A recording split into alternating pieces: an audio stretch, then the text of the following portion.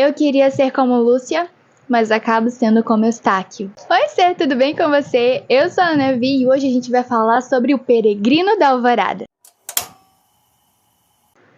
No livro Peregrino da Alvorada, nós vemos Lúcia e Edmundo voltando para sua tão amada Nárnia, mas agora com uma presença um tanto quanto estranha, o seu primo Eustáquio.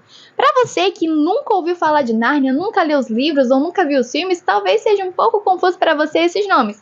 Mas isso não importa muito, o que importa é a mensagem que esse livro me passou e eu gostaria de compartilhar com você. Lúcia e Edmundo são irmãos e foram passar as férias na casa de seu primo Eustáquio. Só que os dois irmãos já estiveram em um mundo chamado Nárnia e eles estavam completamente animados falando sobre isso com o seu primo, que não acreditava em nada do que eles estavam falando.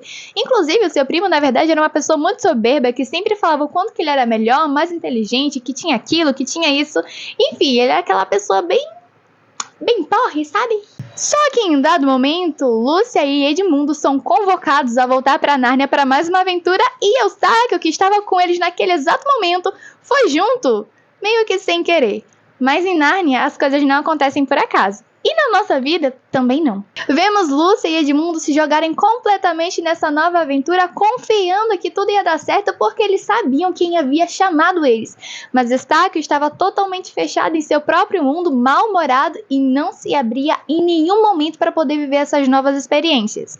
E é aqui que a gente vai focar mais na Lúcia e no Eustáquio. Enquanto a Lúcia ansiava por novas aventuras, de braços abertos, por conhecer exatamente quem estava chamando ela para isso, Eustáquio estava com muito medo e até se perguntava se de fato ele deveria estar ali em Nárnia e se aquelas aventuras eram de fato para a vida dele, se de fato ninguém ele estava doido e ele era o único certo. Porque na cabeça de Eustáquio nada daquilo fazia sentido, afinal de contas ele não conhecia a pessoa que o chamava para essa aventura e ele não estava disposto a conhecer, nem a ouvir as histórias, nem a ouvir quem era essa pessoa que estava chamando eles para a aventura. Então ele acabava perdendo vivências e experiências incríveis de amadurecimento e autoconhecimento só porque as coisas não estavam do jeito que ele queria e que as pessoas não faziam aquilo que ele queria.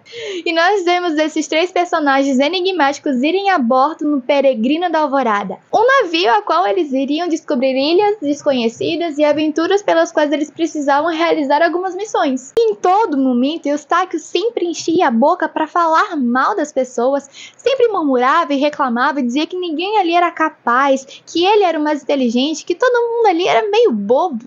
Acontece que todas as pessoas que sabiam o que estavam fazendo não davam bola para ele e até tinham pena, porque ele não estava vendo aquilo que eles viviam. E Lúcia, o tempo todo, sempre foi muito corajosa, então quando eles encontravam até lugares perigosos, ela não tinha medo, porque ela sabia que quando elas estivessem em apuros, era só ela chamar Aslan e ele viria, e ele virá a socorro de todos eles. Lúcia sabia quem ela era e não se deixou amoldar pelas reclamações do primo ou pelas suas opiniões negativas. Ela sabia quem era porque sabia que Aslan disse quem ela era. Ela sabia quem era porque Aslan já tinha dito quem ela era ali em Nárnia. Ela era uma rainha. E Edmundo também era um rei. Então eles sabiam exatamente qual era a posição deles ali de filhos de Aslan, filhos do grande rei. E em dado momento eles param em uma ilha totalmente desconhecida por eles. E Eustáquio, em sua grande soberba, começa a explorar tudo sozinho, até o momento que ele encontra uma caverna cheia de tesouros. E é aí que a gente vê quem realmente ele era.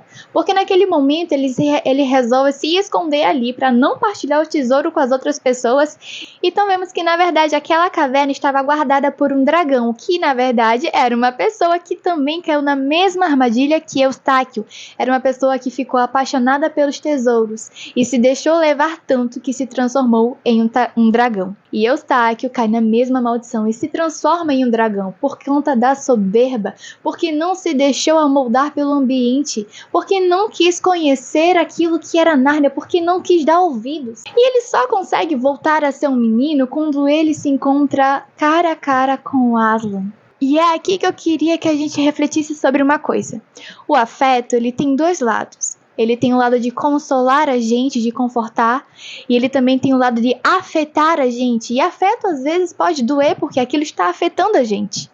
E Aslan chega para afetar Eustáquio, para dizer quem de fato ele era e que aquilo que ele estava fazendo, as ideias que ele estava tendo eram erradas e estava na hora de Eustáquio abandonar tudo aquilo que não pertencia a quem ele era. E eu acho que o livro, ele retrata muito bem como é a nossa vida com Jesus, porque Eustáquio diz que era uma dor insuportável, mas ao mesmo tempo era uma dor deliciosa de sentir, porque ele estava sendo liberto daquelas escamas de dragão e voltando a ser quem ele era. Ou na verdade, voltando a ser quem ele foi chamado para ser. E na nossa vida, realmente é assim, nós somos chamados a entrar em um barco com Jesus, e muitas vezes a gente não é como Lúcia. Lúcia entrou naquele barco confiando em quem havia chamado, confiando que embora ela encontrasse desafios e perigos, ela tinha alguém que era muito maior que ela, alguém que iria protegê-la em todos os momentos, que ela estava no lugar certo, desde que Aslan estivesse com ela. E eu queria muito ser como Lúcia. Eu queria muito ter entrado naquele barco confiando em Jesus. Confiando que de fato eu estaria segura e que se eu precisasse de ajuda era só chamá-lo e não fazer as coisas sozinhas, assim como Eustáquio tentou fazer. Mas enquanto eu li o livro, eu ia me identificando tanto com Eustáquio, mesmo que as ações dele fossem totalmente exageradas, eu ainda assim me identificava com ele no quesito de ser fechado em suas próprias ideias e ter medo daquilo que foge da sua zona de conforto. E não me leve a mal, todos nós temos medo, é completamente normal termos medo, mas nós não podemos ser paralisados por ele. Assim como a Lúcia não se deixou ser paralisada pelo medo, porque ela conhecia quem havia chamado para estar ali. E quando nós conhecemos a voz de Jesus, nós não temos medo de ir adiante, porque sabemos quem está nos esperando, nós sabemos quem está nos chamando, mas para ter essa confiança, nós precisamos de fato ter um relacionamento profundo com Jesus e saber quem é ele, quais são os seus planos para as nossas vidas. Quando Eustáquio se encontrou com Aslan e se viu de volta como um menino, sendo na verdade quem Aslan chamou ele para ser, a mudança não foi de uma hora para outra. Embora ele tenha voltado a ser um menino, ele ainda tinha algumas ideias que ele não concordava, mas que ele estava disposto e aberto a de fato mudar. E na nossa vida também é assim, existem mudanças que acontecem de uma hora para outra porque vemos Jesus como nosso único verdadeiro salvador e temos uma fé inabalável nele, mas tem ideias que elas só vão começar a ser mudadas em um processo. Essas mudanças acontecem com o tempo e a gente precisa ter paciência e precisamos também estar abertos a sermos confrontados e afetados. E é muito interessante porque quando o livro termina, Eustáquio já é outra pessoa. E aí quando vamos para o livro seguinte, que é o livro dele, ele ainda tem algumas ideias que ele está mudando, ele ainda tem alguns comportamentos que ele está mudando e que de fato ele já mudou e as pessoas ao redor dizem que de fato ele mudou muito, mas ainda falta algo. Ele ainda precisava aceitar quem ele era. E é muito interessante ver essa mudança de Eustáquio, porque ele tem um livro só dele, e aí no livro nós vemos uma personagem dizendo que de fato ele mudou muito, embora ele ainda seja um menino chato. Ela diz que embora ele ainda seja um menino chato, ele mudou muitas coisas e ele é quase irreconhecível. Eustáquio deixou que fosse queimado tudo aquilo que não pertencia a ele e deixou para trás aquilo que não condizia com sua identidade. E quando nós nos encontramos com Jesus, vemos que nada vale de fato a pena senão a presença dele. E nós começamos a deixar para trás as coisas velhas e as novas coisas já estão vindo. Mas eu admiro muito a personagem Lúcia, que desde o primeiro momento sempre confiou em Aslan e sabia que enquanto ela estivesse com Aslan, enquanto ela confiasse nele e ouvindo a sua voz e a sua palavra, ela estaria segura. E na nossa vida também é assim.